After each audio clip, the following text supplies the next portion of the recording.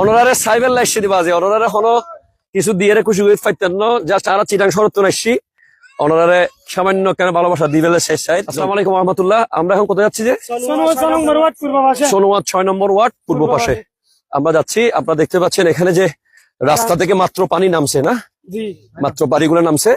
আমরা এই পর্যন্ত এখানে কোনো কেউ আসছে? কেউ আসছে? এই পর্যন্ত কেউ আসে নাই, আলহামদুলিল্লাহ।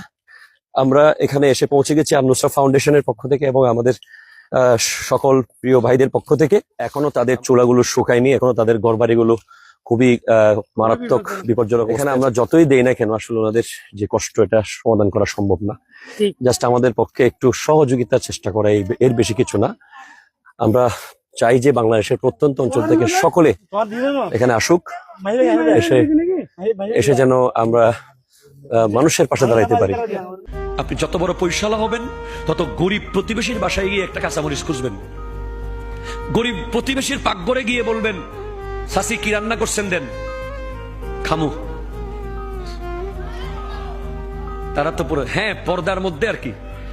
আবার যার সামনে যাওয়া হারাম তার সামনে না, যার সামনে যাওয়া যায় চাচি ফুফু খালা গিয়ে বলবেন খিদে লাগছে কি দিবেন দেন।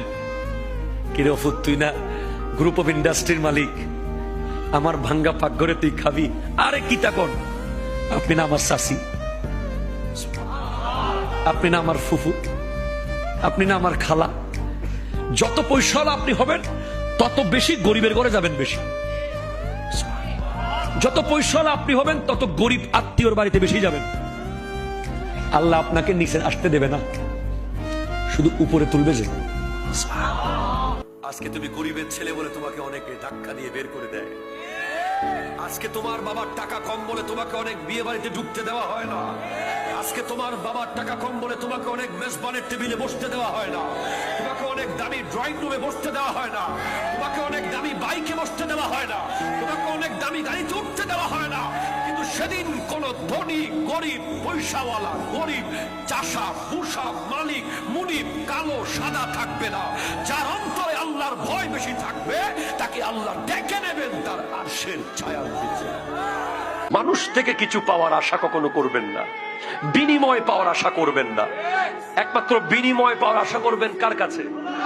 আল্লাহর কাছে। আপনি যে একটা জর্রা জর্রা একটা অণু পরিমাণ নেক আমল করলেও আপনার রব সেটা আপনার জন্য অত্যন্ত সুচারু রূপে সুন্দরভাবে কিয়ামতের মাঠে কুদরতের স্ক্রিনে দেখিয়ে দেবে। আজকে তুমি গরিবের ছেলে বলে তোমাকে অনেকে ধাক্কা দিয়ে বের করে দেয়।